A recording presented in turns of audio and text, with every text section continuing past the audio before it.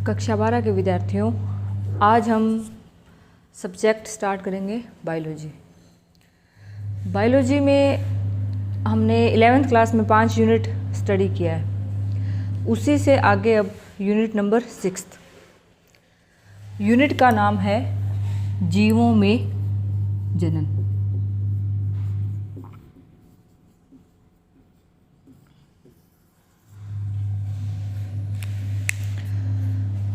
और एक और बात आपसे कहना चाहूँगी कि आप अपने शिक्षण कार्य के प्रति रेगुलरिटी बनाए रखें। जितना होमवर्क, जितनी वीडियो आपके पास आए, आप उन्हें बार बार अभ्यास करें। अगर हम इसी तरह से अभ्यास करते रहेंगे, आप हमसे जुड़े रहेंगे, तो हमारी जो पढ़ाई है, शिक्षण कार्य है, वो बहुत ही अच्छा रहेगा। तो चलिए देखते हैं हमारा आज का लेसन है जीवों में जनन। सबसे पहले जीवों के बारे में आप जानते हैं। जीव या हम कहें पृथ्वी पर सजीव। सजीव में पेड़ पौधे और पृथ्वी पर पाए जाने वाले सभी जीव जंतु आते हैं। अब उसमें हम बात करें सजीव के लक्षणों की, तो सजीवों में क्या है? वृद्धि है, श्वसन क्रिया है, उत्सर्जन क्रिया है, जनन है। ये सारे लक्षण किसे डिनोट करते हैं? सजीव को। उसमें भी हम एक आज लक्षण को डिटेल से स्टडी करेंगे, वो है हमारे पास जनन। जनन जो वर्ड है, टर्म है, इंग्लिश टर्म होती है इसकी रिप्रोडक्शन।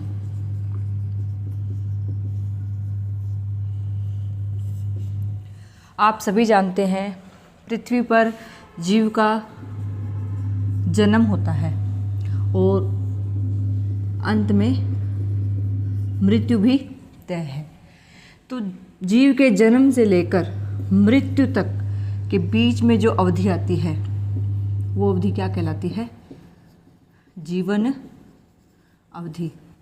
इसी अवधि के दौरान जीव वृद्धि करता है, परिपक्व होता है और अपने ही जाति की नई संतति भी, या हम इसे कहेंगे संतान भी उत्पन्न करता है।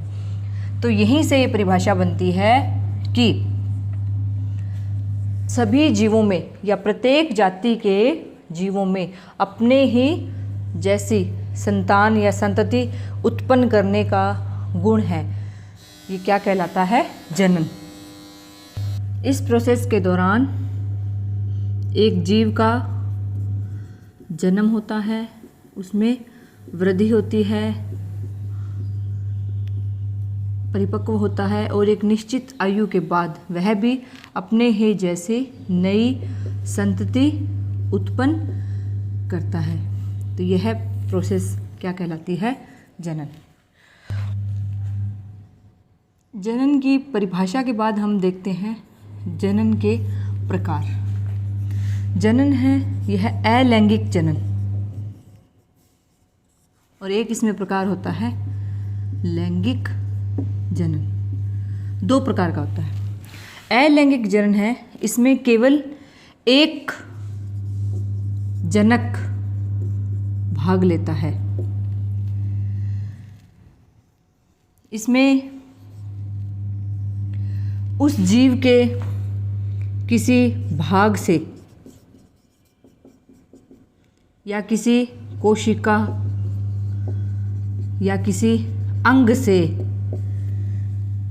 ही नए संतति का निर्माण होता है।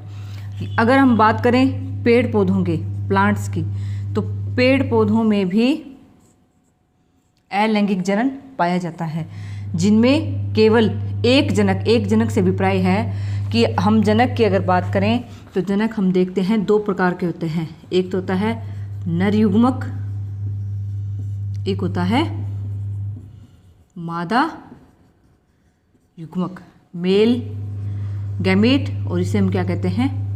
Female gamete. अलैंगिक जनन में इन दोनों में से केवल एक जनक भाग लेता है और वह ही अपनी नई संतति या नए संतान उत्पन्न करता है। तो यह प्रोसेस क्या कहलाती है? अलैंगिक जनन। लैंगिक जनन में दो युग्मक कौन कौन से होंगे? नर युग्मक और मादा युग्मक दोनों ही भाग लेते हैं। दोनों में ही संलयन या हम कहेंगे फर्टिलाइजेशन या निषेचन क्रिया होती है।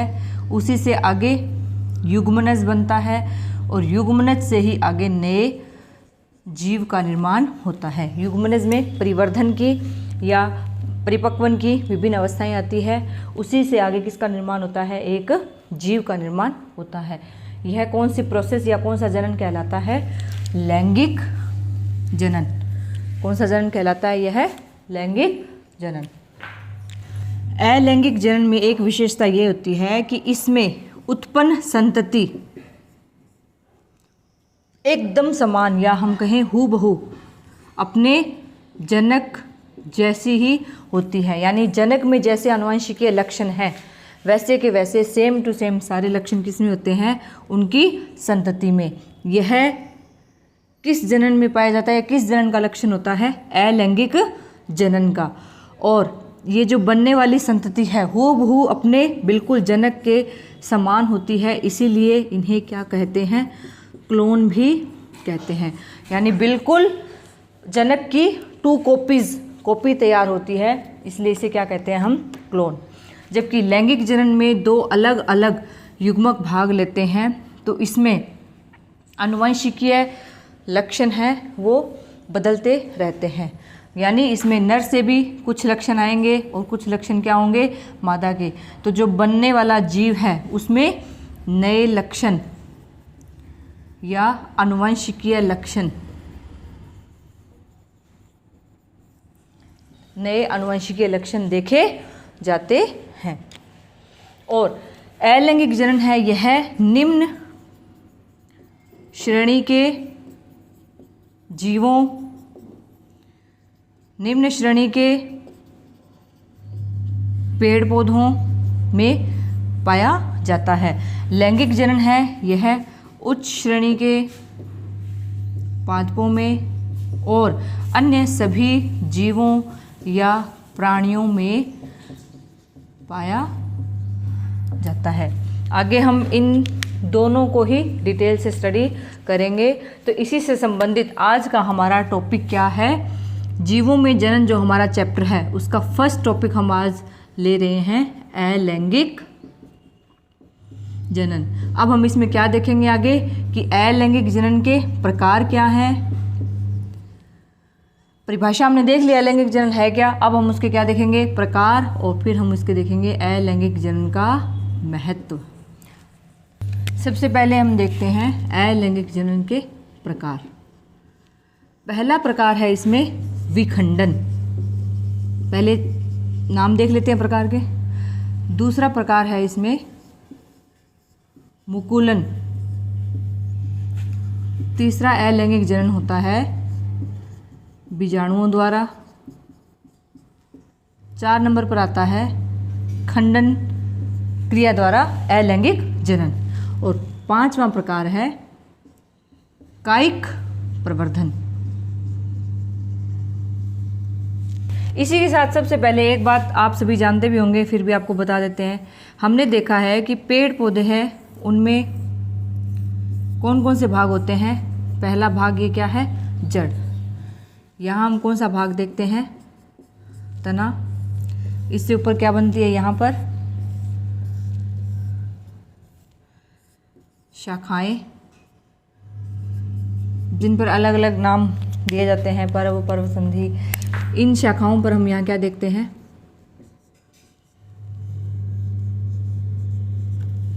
पत्तियाँ। क्या होती है ये? पत्तियाँ। पत्तियों के बाद यहाँ क्या बनते हैं? फूल। और फूल के बाद अंत में क्या लगते हैं? यहाँ पर फल। ये किसी भी एक पौधे के बारे में आपको मुख्य भागों के बारे में पता है, यह मैंने आपको आज दोबारा बता दिया है। तो यहाँ जब हम ये नाम सारे जो हैं पौधे के भागों के नाम ये सारे हमारे यहाँ कायिक प्रवर्धन में काम आएंगे। इससे पहले आप एक बात और देखिए कि विखंडन है, विखंडन यहाँ दो प्रकार का होगा। एक तो होता है द्विखंडन क्रिया द्वारा और एक होता है बहु विखंडन। यहाँ विखंडन शब्द का अभिप्राय है टूटना। विखंडन शब्द का क्या अर्थ होता है? टूटना। जिसमें हम पहला टाइप देख रहे हैं द्विखंडन, इसे इंग्लिश टर्म होती है इसकी बाइनरी फ्यूजन। द्विखंडन नाम से स्पष्ट हो रहा है, द्वि यानी दो बराबर भागों में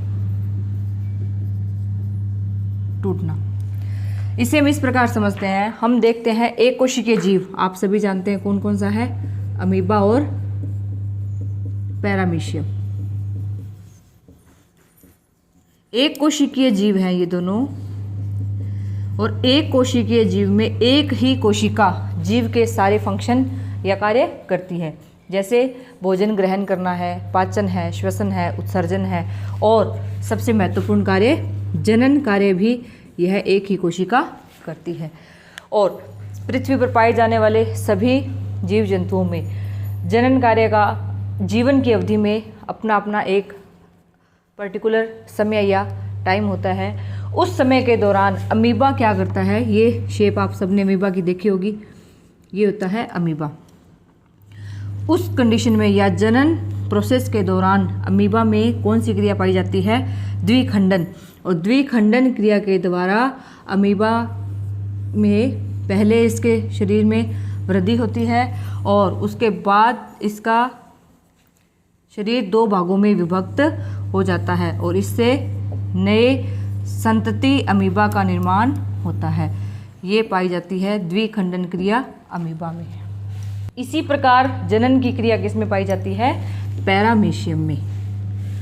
तो ये हमारा अलैंगिक जनन का पहला प्रकार विखंडन। उसमें दो प्रकार हैं, द्विखंडन और बहुविखंडन। पहले हमने कौन सा देखा? द्विखंडन। द्वि यानी दो बराबर भागों में जीव का टूटना, जिससे एक अमीबा से दो नई संतति निर्माण होती है। यह प्रोसेस इस प्रोसेस का उदाहरण क्या है? अमीबा और पैरामीशियम। आप जानते हैं अमीबा और पैरामीशियम एक कोशिकीय जीव हैं। एक कोशिकीय जीव में एक ही कोशिका जीव के सारे फंक्शन करती है।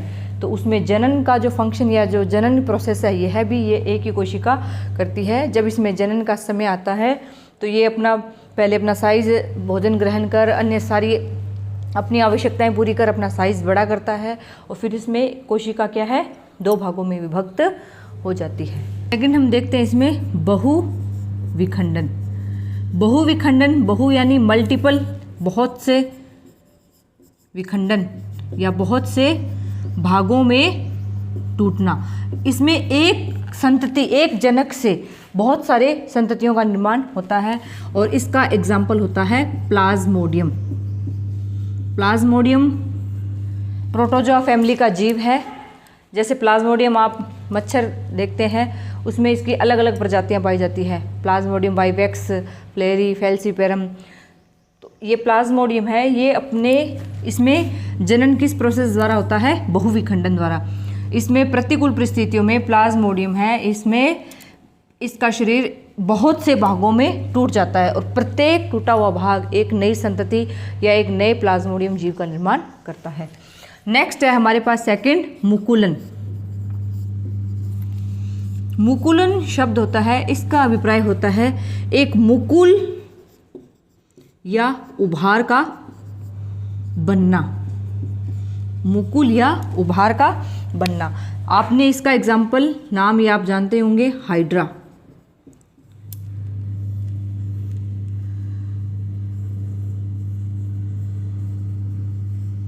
इस प्रकार का जीव होता है हाइड्रा।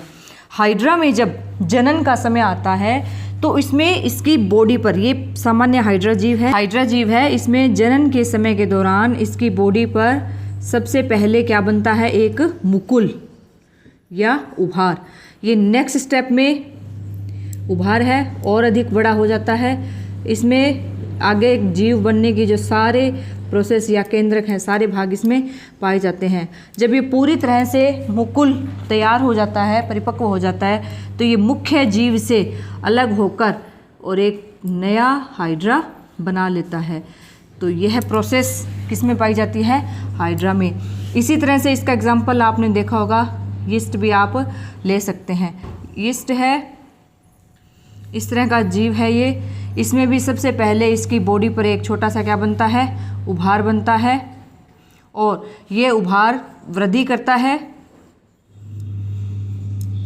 और अंत में क्या बना लेता है? इससे एक नए जीव का निर्माण हो जाता है। तो इस प्रकार मुकुलन द्वारा जनन हाइड्रा में और यीस्ट में हम देखते हैं। हमने जनन के प्रकार में विखंडन, मुकुलन को स्टडी किया। नेक्स्ट है हमारे पास बीजाणुओं। 11वीं क्लास में हमने बीजाणुओं के बारे में चर्चा की थी। बीजाणुओं द्वारा जनन है, शैवाल और कवक में हम देखते हैं। बीजाणु दो प्रकार के बनते हैं। एक तो होता है चल पक्षमाभ युक्त बीजाणु। चल पक्षमाभ युक्त बीजाणु द्वारा जनन, जैसे कि क्लेमाइडोमोनास।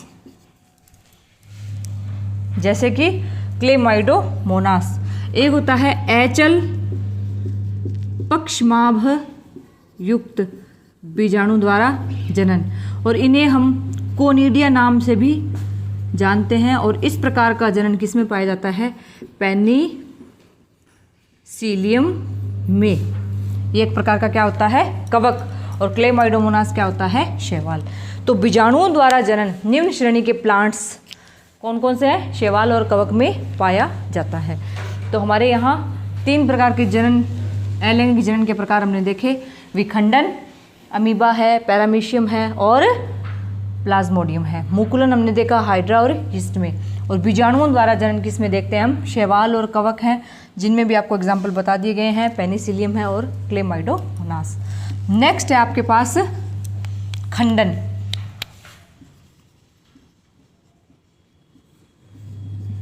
खंडन में क्या होता है? जनक जीव की कोशिका या प्लांट, ये 2 भागों में विभक्त हो जाता है, और जो 2 भाग बने हैं उनसे 2 नए जीव का निर्माण होता है।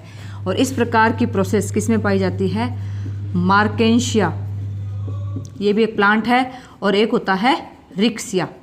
इनमें कौन सी जनन प्रोसेस पाई जाती है? खंडन। तो यहाँ हमने अलैंगिक जनन में 4 टाइप देख लिए हैं। लास्ट हमारा 5वां टाइप है कायिक प्रवर्धन। 5वां टाइप है हमारा कायिक प्रवर्धन। सबसे पहले तो हम ये देखते हैं, हमने बात की थी प्लांट्स की। प्लांट्स में कायिक भाग होते हैं, जड़ है, तना है, पत्तियाँ और कलिका। इन्हें हम किसी भी प्लांट के कायिक भागों के नाम से जानते हैं। जनन भाग है किसी भी प्लांट में, हम आगे स्टडी करेंगे, लेकिन फिर भी आपको बता देते हैं। उसमें हमने एक तो हम नाम लेते हैं पुंकेसर, और एक हम लेते हैं स्त्री केसर। इनकी संरचना भी आपको पता होगी कि पुंकेसर की हमने देखी इस प्रकार की संरचना है, जिसमें यहाँ परागकोश, यह जो जुड़ा हुआ भाग है ये पुतंतु कहलाता है। इसी प्रकार स्त्री केसर में हम जानते हैं इस प्रकार की संरचना होती है, वर्तिका, वर्तिकाग्र और अंडाशय, और इसमें बीजांड बीज पाए जाते हैं। यानी प्लांट का बीज निर्माण करने के अलावा का जो भाग है वह सारे भाग क्या कहलाते हैं? कायिक भाग। तो सबसे पहले हम देखते हैं इसमें कि जड़ द्वारा क्या होता है? जनन या नए पादप का निर्माण। तो यह किस में पाया जाता है? यह जड़ द्वारा जनन पाया जाता है शक्करकंद, एस्पेरेगस, डहेलिया आदि। इसी प्रकार तना अगर किसी नए पादप का निर्माण कर रहा है तो तने द्वारा जनन हम पढ़ेंगे। तना है, इसमें हम देखते हैं तने में बहुत से रूपांतरण पाए जाते हैं। जिनके हमने नाम सुने होंगे कि जैसे उसमें शलककंद है, घनकंद है, भूस्थारी है, ऊपरी भूस्थारी है, अंतः भूस्थारी है। ये सारे क्या होते हैं, तने में रूपांतरण भाग होते हैं। तो इन रूपांतरित भागों से भी जब नए पादप का जन्म होता है तो इसे हम क्या कहेंगे कि तने द्वारा प्रवर्धन या कायिक प्रवर्धन पाया जाता है। तो इसमें हम कुछ टाइप देखते हैं, जैसे हम देखेंगे कि कंद द्वारा, घनकंद द्वारा, शल्ककंद, भूस्थारी, अंतः भूस्थारी, ऊपरी भूस्थारी, इस प्रकार ये सभी भाग, इनसे भागों से एक नए पादप का निर्माण होता है। तो ये क्या कहलाता है, तने द्वारा कायिक प्रवर्धन। एग्जाम्पल हम देखते हैं, कंद द्वारा जनन होता है जैसे कि आलू में, घनकंद है यह होता है केसर में, शलककंद आपने नाम सुने होंगे लहसुन और प्याज। इसी प्रकार हम देखते हैं भूस्थारी है, इस प्रकार का कायिक प्रवर्धन पाया जाता है स्ट्रॉबेरी में। एक आपने नाम सुना होगा अदरक, आपने खाते भी हैं, देखी भी है, वह क्या होता है प्रकंद। इसमें हम एग्जाम्पल क्या लेंगे, अदरक। ये हमारे पास हुआ तने के द्वारा कायिक प्रवर्धन। इसी प्रकार जब हम पत्तियों की बात करते हैं तो बच्चों पत्तियों से कायिक प्रवर्धन, सामान्य सा एग्जाम्पल आपने देखा होगा, आपके घरों में होगा ये प्लांट, पत्थर चट्टा या इसका नाम होता है ब्रायोफिलम। पत्थर चट्टा या ब्रायोफिलम है, इसमें पत्तियों के द्वारा, पत्तियों पर छोटी छोटी बड्स या कलिका पाई जाती है, उसी से नया पादप विकसित हो जाता है। तो इसका एग्जाम्पल है पत्थर चट्टा या ब्रायोफिलम। एक आपने नाम सुना होगा बिगोनिया। इनमें पत्तियों के द्वारा कायिक प्रवर्धन पाया जाता है। और लास्ट है हमारे पास, इसमें एक प्रकार और है जननांगों द्वारा, और इसका एग्जाम्पल हमारे पास है अगेव। तो ये हमारे पास आज अलैंगिक जनन के प्रकार का जो टॉपिक है ये कंप्लीट होता है, जिसमें हमने मुख्य 5 प्रकार देखे, विखंडन, मुकुलन, बीजाणुओं द्वारा खंडन और कायिक प्रवर्धन। तो आप इनके एग्जाम्पल बहुत ही अच्छे से याद कीजिए, इनका एग्जाम्पल ही आपसे पूछा जाता है। तो अलैंगिक जनन के प्रकार कंप्लीट होने के बाद हम बात करते हैं अलैंगिक जनन का महत्व। तो महत्व से अभिप्राय है कि ऐसे प्लांट्स जिनमें बीज उत्पन्न नहीं होते या बीज जिनमें जनन की क्षमता नहीं पाई जाती, तो उनमें जनन का प्रकार कौन सा होता है, कायिक जनन। और कायिक जनन है ये किसके अंडर में आता है, अलैंगिक जनन में, जिसमें प्लांट्स के हम जड़, तने या पत्तियों के द्वारा जनन प्रोसेस करवाते हैं या होती है। सेकंड महत्व है कि कृत्रिम तौर से भी बागवानी में इस मेथड का या अलैंगिक जनन का उपयोग कर हम अधिक जीवन क्षमता वाले पौधों को विकसित कर सकते हैं। तो बागवानी में भी इसका बहुत अधिक महत्व है। तो आज हमारा ये टॉपिक अलैंगिक जनन, जिसमें प्रकार और महत्व हमने देखे, कंप्लीट होता है। आप इसे अच्छे से वीडियो को बार बार देखकर समझें और साथ साथ ही याद करें। आप इस बात की चिंता मत करें कि हमारा सिलेबस कब होगा, कैसे होगा, अभी तक कुछ नहीं हुआ। जो करवा दिया उस बात पे आप ध्यान दें, फोकस करें, और कोरोना महामारी को देखते हुए आप अपने घर में रहें, सुरक्षित और स्वस्थ रहें, और अच्छे से अपनी पढ़ाई या जो हमारा शिक्षण कार्य है उस पर फोकस करें। Thank you.